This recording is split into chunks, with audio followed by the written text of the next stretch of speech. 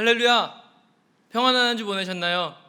오늘도 주일을 맞아 청년부 온라인 예배에 오신 여러분 모두를 예수님의 이름으로 환영하고 축복합니다. 저는 오늘 여러분과 함께 사도행전 3장 1절에서 11절까지의 말씀을 가지고 당신은 안진뱅이가 아닙니다 라는 제목으로 말씀의 은혜를 나누려고 합니다. 함께 보신 사도행전은요, 성령의 충만함을 받은 제자들이 이제 복음 전파의 사명을 가지고 새로운 사역을 이어가는 그런 역사적인 이야기들을 담고 있습니다. 그중 우리가 함께 읽은 이 본문은 베드로와 요한이 행한 사도행전의 첫 번째 기적에 대해 증거하고 있어요. 우리가 잘 아는 바와 같이 베드로는요, 성령의 충만함을 받은 뒤에 오순절 설교를 통해 무려 3,000명의 사람들을 회심시키는 놀라운 기적을 일으킵니다. 이에 대해 사도행전 2장 43절은요, 당시 초대교회 안에 임재했던 이 성령의 역사를 통해 수많은 기적과 표적들이 나타났다라고 기록하고 있어요. 이를 통해 교회와 성도들은 자신의 재산을 팔아 가난한 자들을 돕는 등의 선한 사역들을 이어갑니다. 그런데 이러한 과정 속에서 오늘 베드로와 요한은 성전 미문에 앉아있는 한 병자를 만나게 돼요. 이에 대해 본문 1절과 2절은 이렇게 말하고 있습니다. 오후 3시 기도 시간이 되어서 베드로와 요한이 성전으로 올라갔는데 나면서부터 못 걷는 사람들이 떠매고 왔다. 그들은 성전으로 들어가는 사람들에게 구걸하게 하려고 이 못 걷는 사람을 날마다 아름다운 문, 미문이라는 성전 문 곁에 앉혀 놓았다. 여러분, 우리가 본문을 통해서 알 수 있는 사실은 무엇이죠? 먼저 우리는 베드로와 요한이 성전을 찾았던 목적을 우리가 알 수 있습니다. 1절은요, 그들이 제9시, 즉 우리 시간으로 오후 3시에 성전을 찾았다고 말하고 있는데요, 본문은 그때가 기도하는 시간이었다라고 기록하고 있어요. 이것은요, 당시 유대인들이 율법에 따라 성전에서 기도를 해야만 하는 그런 시간을 뜻하고 있습니다. 우리가 잘 아는 바와 같이 초기 기독교인들은 대부분 유대인들이었어요. 그로 인해 그들은 초기에만 해도 유대교의 전통을 지키면서 함께 신앙생활을 해왔습니다. 베드로와 요한 역시도 그러한 그 율법에 따라서 오늘 기도를 하기 위해서 성전에 올라갔는데, 당시 유대인들이 하루에 3번 성전에 올라가 기도하는 시간들이 정해져 있었다라고 해요. 그것을 하기 위해 오늘 베드로와 요한도 동일하게 성전에 올라가서 기도를 드리려고 했다라는 것이죠. 그런데 본문 2절은요, 이때 그들이 미문이라는 곳, 오늘 우리가 표준세 번역을 읽은 성경에는 아름다운 문이라고 기록되어 있는데, 이 미문이라는 곳에 앞에 있었던 한 안진뱅이 병자를 만나게 됩니다. 본문에 기록된 바와 같이 그는 태어날 때부터 걸을 수 없었던 자였어요. 특별히 사도행전 4장 22절을 통해 누가는 그가 40살이 넘은 중년의 남성이었다라고 증거하고 있습니다. 쉽게 말해 그가 무려 40년 동안이나 걷지 못하는 병자의 생활을 해왔다라는 거예요. 그런데 여기서 특이한 점은요, 당시 그가 자신의 의지로 이 미문이라는 곳에 앉은 것이 아니라는 겁니다. 2절을 보세요. 본문은요, 사람들이 그를 메고 와서 미문 앞에 앉혀두었다라고 말하고 있습니다. 그를 거기에 앉혀둔 목적이 사람들에게 구걸을 시키기 위해서였다라고 기록하고 있어요. 여러분, 그런데 왜 하필 미문입니까? 다른 문들도 많았을 거 아니에요? 그런데 굳이 그를 이 미문이라는 곳에 앉혀둔 이유가 무엇이었을까요? 그것은요, 바로 이 미문이 안진뱅이에게 있어서 몫이 가장 좋은 자리였기 때문입니다. 함께 보고 계시는 그림은요, 초대교회 당시에 성전의 복원도를 나타낸 그림인데요, 우리는 이 그림을 통해 미문과 여인의 뜰이라는 곳이 맞닿아 있다는 걸 볼 수 있어요. 그런데 여기서 중요한 것은요, 당시 이 여인의 뜰이라는 곳에 13개의 헝금함들이 있었다는 겁니다. 무엇을 위한 헝금함이었습니까? 그것들은 모두 가난한 자들을 돕기 위해 만들어진 것들이었어요. 여러분은 마가복음 12장을 통해 두렙돈을 들인 가난한 과부의 이야기를 보신 적이 있을 겁니다. 바로 거기에 등장하는 이 헝금함이 여인의 뜰에 있었던 이 연복이었다라는 겁니다. 그런데 중요한 것은요, 당시 사람들이 이 여인의 뜰에 들어가기 위해서 반드시 미문을 거쳐야만 했다라는 거예요. 바로 이것 때문에 사람들이 그 안진뱅이를 미문에 앉혀둔 겁니다. 여러분, 당시의 상황을 한번 상상해 보세요. 예루살렘 성전으로 오가는 수많은 사람들이 있습니다. 그들 중 어떤 이들은 가난한 자들, 고통당한 자들을 구제하기 위해 헌금을 가지고 이 성전을 찾는 자들이 있었을 거예요. 그런데 중요한 것은요, 이를 위해 그들이 모두 이 미문을 지나쳐야만 했다라는 겁니다. 그런데 만약 그때 그들이 이 안진뱅이를 미문 앞에서 봤다고 한번 상상해 보세요. 그들은 그를 보면 어떤 생각을 했을까요? 또 어떻게 행동했을 것 같으세요? 그냥 무시하고 쉽게 지나쳤을까요? 아니요, 그럴 수 없었을 거예요. 왜 그렇습니까? 그것은 이미 그들의 주머니 속에 가난한 자들을 위해 드리기 위한 헌금이 들어있었기 때문입니다.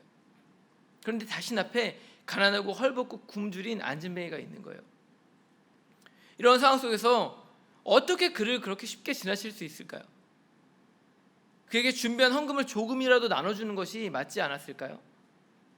그런데 여기서 중요한 것은요, 당시 미문에 앉아있던 이 안진뱅이 역시도 이러한 사람들의 심리 상태를 너무나 잘 알고 있었다는 거예요.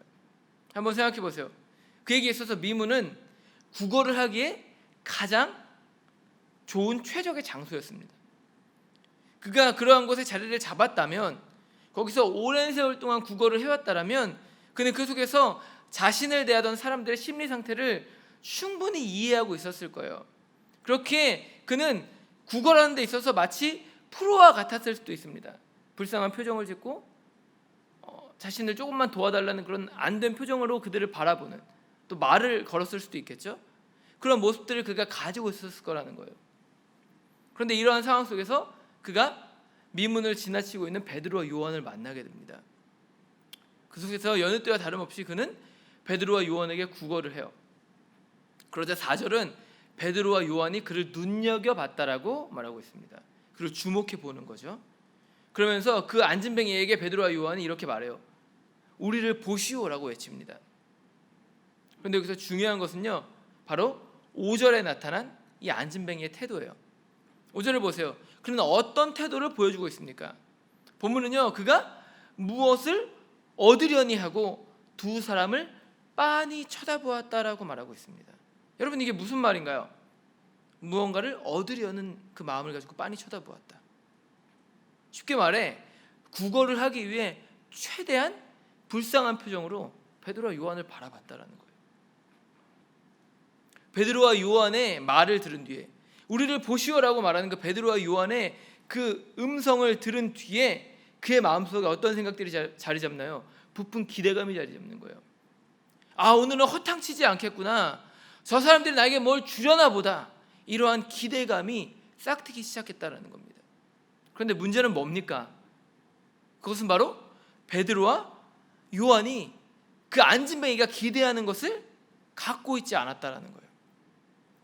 그들은 단지 율법에 따라 기도를 드리기 위해 성전을 찾았을 뿐이었습니다.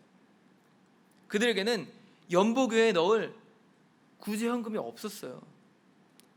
6절에 기록된 베드로와 요한의 고백을 보세요. 그가 안진뱅이에게 가장 처음 던진 말은 무엇입니까? 베드로가 이렇게 말합니다. 은과 금은 내게 없습니다. 무슨 뜻이에요?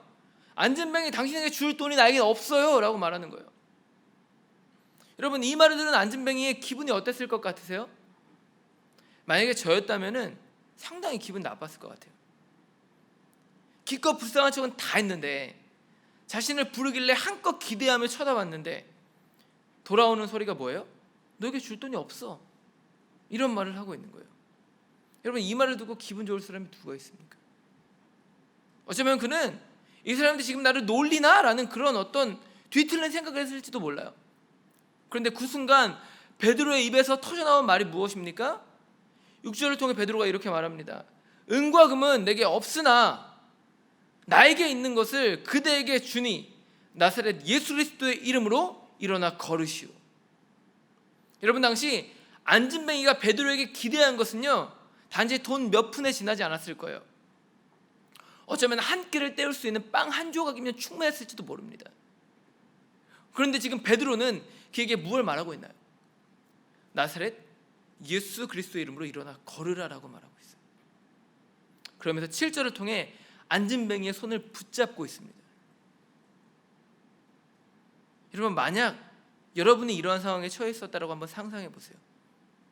여러분이라면 그 손을 붙잡으셨을 것 같으세요? 아마 쉽지 않았을 거예요. 무려 40년 넘게 안진뱅이로 살았습니다. 그렇게 긴 시간 동안 그가 일어서기 위해 단 한 번의 노력도 하지 않았을 것 같으세요? 아니요. 처음에는 아마 수없이 노력했을 거예요. 온갖 방법을 다 찾았을 겁니다. 그런데 돌아온 건 무엇입니까? 실패죠. 자신이 절대로 걸을 수 없다는 사실을 매일매일 증명하며 사는 거예요. 그렇게 당시 베드로가 그에게 전한 말은 그에게 있어서 허공을 치는 메아리처럼 들렸을 수도 있습니다. 더 이상 도전하고 싶은 생각이 전혀 들지 않았을 거라는 거예요. 여러분, 실패는 성공의 어머니라는 말이 있죠. 이 말 사실은 그에게는 듣기에나 좋은 말이었을 겁니다. 실제로 수많은 실패를 경험하다 보면 대부분은 도전할 의지를 잃어버려요. 도전보다는요, 눈앞에 있는 현실에 맞춰 사는 걸 선택하기 바쁩니다.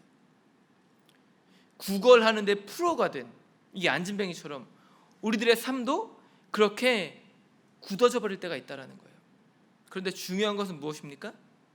그것으로는 절대로 문제의 본질을 해결할 수 없다는 거예요. 굶지 않기 위해 하루 종일 구걸했어요. 그래서 오늘 먹을 양식을 얻었다고 쳐봅시다. 여러분, 그것으로 모든 것이 끝나나요? 아니죠. 다음 날이 찾아와요. 다시 거기서 똑같은 문제 앞에 서게 됩니다. 여러분, 이러한 방법으로는요, 절대로 그런 실패의 굴레를 벗어날 수가 없다라는 거예요. 여러분, 베드로가 그에게서 그걸 본 겁니다. 우리가 지난주에 나눴던 베드로가 밤이 새도록 물고기를 잡지 못하고 그물을 고치고 있잖아요. 여러분, 근데 그게 문제의 해답입니까? 그렇지 않죠. 전혀 그렇지 않아요. 베드로가 실제 그런 삶을 살았어요. 그런데 그 안진뱅이의 구걸하는 모습을 통해서 베드로가 자신의 모습을 보는 거예요. 자신에게 구걸하던 그 안진뱅이, 그가 짊어져야 할 내일의 삶, 무려 40년 동안 계속되었던 문제의 그 본질을 보았다라는 거예요. 그래서 그는 그에게 뭐라고 말합니까? 나사렛 예수 그리스도의 이름으로 일어나 걸으십시오. 여러분, 근데 중요한 것은요, 그가 일어서기 위해 이 베드로의 음성을, 그 이야기를 들어야만 했다라는 거예요. 귀로요? 아니요, 마음으로 들어야만 했어요. 듣고 싶지 않은 불편한 이야기, 그걸 들어야만 했습니다. 그리고 그의 손을 붙잡아야만 했어요. 뿌리치면 안 됐습니다. 그래야만 그 베드로의 말이 그의 인생의 실제가 될 수 있었다라는 거예요. 여러분, 나아만 장군의 예를 한번 들어볼까요? 나병에 걸린 그에게 엘리사가 전한 말은 무엇입니까? 요단강에 들어가서 7번 몸을 담그라고 말해요. 그것도 엘리사가 직접 얘기하는 것이 아니라 찾아오지도 않고요, 하인을 보내서 이야기합니다. 아람의 위대한 장군이었던 나아만에게. 여러분, 엘리사가 이러한 말을 전했을 때, 하인을 통해 전했을 때 나아만이 어떤 반응을 보이죠? 화를 냅니다. 엘리사, 당신이 아람의 장군이 나를 직접 보러 나오지 않아? 그리고 너네 동네에 있는 조그만 그 요단강에 몸을 7번 담그라고? 우리 아람 지역에는 훨씬 더 아름다운 강들이 많은데? 당신 나 놀리는 거야? 나 무시하는 거야? 이런 마음을 품어요, 나아만이. 그리고 그 말을 무시한 채 돌아가려고 합니다. 여러분, 어쩌면 이 모습이 오늘 우리가 갖고 있는 신앙의 태도를 그대로 보여주는 것이 아닌가라는 생각을 해봤어요. 여러분, 병에서 낫기를 원한다면 쓰디 쓴 약을 먹어야만 합니다. 때로는 듣고 싶지 않은 이야기, 그걸 들어야 할 때가 있어요. 하고 싶지 않은 일, 그걸 해야 할 때가 있습니다. 그런데 문제는요, 우리들이 그렇게 하지 않는다라는 거예요. 내 기분, 내 감정, 내 자존심 때문에 애써 그것을 외면할 때가 참 많아요. 여러분, 그런데 진짜 큰 문제는 뭔지 아세요? 그렇게 자신에게 주어진 일, 자신이 할 수 있는 일을 하지 않음에도 불구하고 우리가 하나님의 기적을 바랄 때가 있다는 겁니다. 여러분, 이러한 태도로 우리가 기적을 경험할 수 있습니까? 아니요, 절대로 그럴 수 없어요. 듣기 싫은 말도 들어야 할 때가 있습니다. 하기 싫은 일을 해야만 할 때가 있어요. 나아만 장군은요, 요단강에 7번 몸을 담갔을 때가 돼서야 비로소 치유의 기적을 경험할 수 있었습니다. 여러분, 모세는 어떤가요? 거대한 홍해 앞에서 지팡이를 들었을 때 그때 홍해가 갈라지는 기적을 체험했습니다. 요단강 앞에선 제사장들은요, 언약궤를 메고 그 범람하여 출렁이는 요단강에 발을 담궜을 때 그때 그 강물이 갈라지는 역사를 경험할 수 있었다는 거예요. 여러분, 이렇듯 하나님의 계획은요, 각 사람이 감당해야 할 몫을 채울 때에 이루어졌습니다. 듣고 싶지 않은 말을 들었을 때, 하고 싶지 않은 일에 순종했을 때, 그렇게 자신에게 주어진 책임을 감당했을 때 하나님의 뜻이 이루어졌다라는 거예요. 안진뱅이 역시 마찬가지입니다. 당장에 필요한 돈이나 양식이 아닌 살아계신 예수 그리스도 구원자이신 그분을 의지했을 때, 그분을 의지함으로 베드로의 손을 붙잡았을 때 비로소 기적이 그의 삶 가운데 찾아올 수 있었다라는 거예요. 여러분, 그러므로 변화를 원한다라면 절대로 본질을 놓쳐서는 안 됩니다. 여러분, 사과나무를 한번 생각해 보세요. 자신이 사과나무인 게 싫어요. 그래서 열심히 열매를 떨어뜨립니다. 잎사귀도 다 떨어뜨려요. 여러분, 그렇다고 해서 사과나무가 배나무가 됩니까? 절대 그럴 수 없어요. 열매를 떨어뜨리고 모든 잎사귀를 다 떨어뜨리면 뭐합니까? 뿌리가 사과나무인데 자기만 아픈 거예요. 자기만 힘든 겁니다. 뿌리부터, 근본부터 바뀌지 않으면 절대로 본질이 변하지 않는다라는 거예요. 이도저도 아닌 상태에 머무를 수밖에 없다라는 겁니다. 여러분, 신앙생활 역시도 마찬가지예요. 당장 먹고 살기에 눈앞에 놓여있는 문제에만 집중하다 보면은요, 결국 그것에 묶여버린 삶을 살 수밖에 없습니다. 두려움 때문에 시야가 흐려져요. 그러다 결국 나를 향한 하나님의 신실하신 그 약속, 그것에 대한 믿음을 잃어버린 인생, 현실에 맞춰 사는 절대로 꿈꿀 수 없는 그런 인생으로 전락해버릴 수밖에 없다라는 겁니다. 그러나 하나님이 내미신 손을 붙잡을 수만 있다면 우리의 삶이 분명히 달라질 수 있다고 성경이 말하고 있어요. 7절을 보세요. 베드로의 말을 들은 직후 안진뱅이가 한 일은 무엇입니까? 솔직히 말해 아무것도 없습니다. 본문을 보면 베드로가 그의 손을 붙잡았다고 말하고 있어요. 그가 베드로의 손을 잡은 게 아닙니다. 베드로가 이렇게 세우는 거예요. 그런데 중요한 것은요, 이에 대한 안진뱅이의 태도입니다. 왜 이것이 중요합니까? 그것은 그가 이러한 베드로의 말과 행동에 저항하지 않았기 때문이에요. 베드로의 말을 받아들입니다. 충분히 베드로의 손을 뿌리칠 수도 있잖아요. 일어나 걸으라는 베드로의 말, 자신은 어떤 대답이 아닙니다. 해답이 아니에요. 그래서 뿌리칠 수도 있어요. 그런데 어떻게 행동합니까? 그의 손을 거부하지 않아요. 아무런 저항도 하지 않습니다. 오히려 그 손을 꽉 붙잡고 일어나는 걸 선택해요. 고작 한 게 그거밖에 없는데. 그런데 비로소 그의 인생을 40년 넘게 괴롭혔던 그 문제로부터 자유를 얻게 되는 그 놀라운 기적을 체험하게 되는 거예요. 여러분, 단지 육적인 자유만 얻었습니까? 아니요. 자신을 괴롭혔던 이 인생에 대한 본질적인 해답을 그가 얻게 되는 거예요. 삶의 궤적이 완전히 뒤집어지는 겁니다. 11절을 보세요. 본문은요, 그가 성전에 들어가 하나님을 찬양한 이후에 어떻게 했다고 말하나요? 베드로와 요한의 곁에 머물렀다라고 말하고 있어요.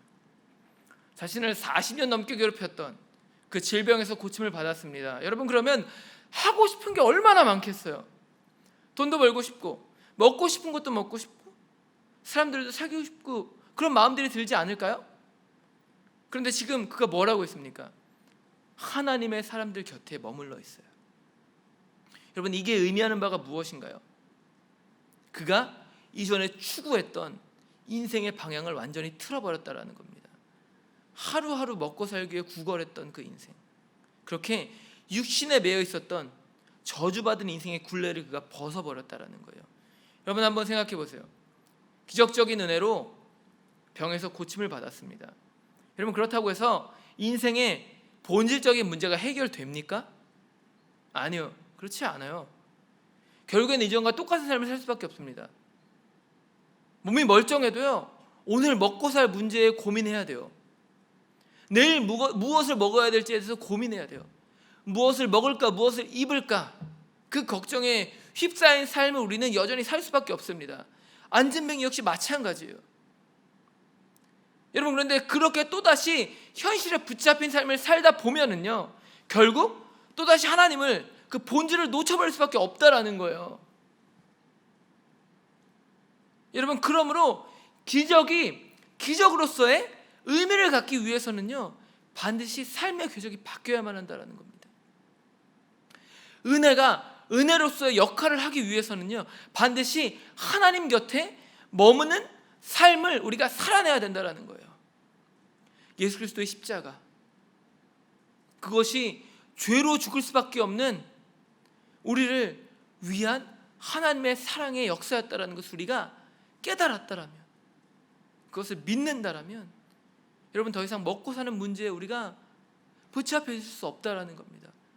무엇을 먹을까, 무엇을 입을까, 주님 염려하지 말라고 말씀하세요. 그것보다 더 가치 있는 걸 찾아야만 합니다. 예수 그리스도를, 그분의 십자가를 중심에 둔 균형 잡힌 그 인생을 살아내야만 한다는 거예요. 여러분, 그러므로 절대로 오늘 우리 앞에 놓여있는 현실에 짓눌리지 마세요. 미문 앞에 앉아 프로처럼 구걸을 하든 안진뱅이와 같은 그런 삶을 살지 말라는 겁니다. 그렇게 현실에 매인 삶을 살지 말라는 거예요. 예수 그리스도의 은혜로 구원 받았다라면, 그걸 통해 하나님의 자녀가 되는 권세를 얻었다라면, 하나님이 주신 원대한 비전을 이제 우리 가운데 품었다라면, 이제는 하나님 곁에 머무시는 인생을 선택하시기 바라요. 그것을 통해 이 혼란스러운 시대 속에서 절대로 하나님이 주신 기쁨을 빼앗기지 않는 삶, 감사와 은혜를 잃어버리지 않는 삶을 사는 저 여러분이 되시길 바랍니다. 그래서 베드로와 같이, 또 요한과 같이 은과 금은 없어도 자족할 수 있는 인생, 스스로 만족할 수 있는 인생, 성령이 주시는 능력으로 죽어가는 자를 살릴 수 있는 인생, 어둠 가운데 있는 세상 속에 그리스도의 빛을 전할 수 있는 인생으로 변화되는 저 여러분 되시기를 예수님의 이름으로 축복합니다. 함께 기도하겠습니다. 하나님, 오늘도 부족한 입술을 통해서 말씀을 전합니다. 오늘 특별히 사도행전에 나와 있는 베드로와 요한, 그들이 일으켰던 그 기적, 안진뱅이를 일으켰던 그 기적을 보게 하심에 감사드립니다.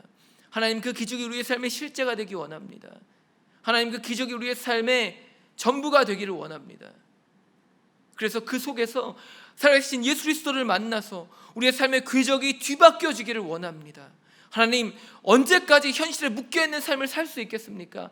언제까지 땅만 쳐다보는 닭과 같은 인생을 살 수 있겠습니까? 하나님, 이제는 그 인생의 굴레를 벗어버리고 더 높은 차원에 계신 하나님을 바라보는 인생을 살기를 소원하오니, 하나님, 현실에 매여있는 그런 답답한 인생을 벗어버리고 우리를 구원하신 예수 그리스도를 바라보며 하나님, 우리에게 맡겨진 사명을 감당할 수 있는 삶을 살 수 있도록 붙잡으시고 인도하여 주시옵소서.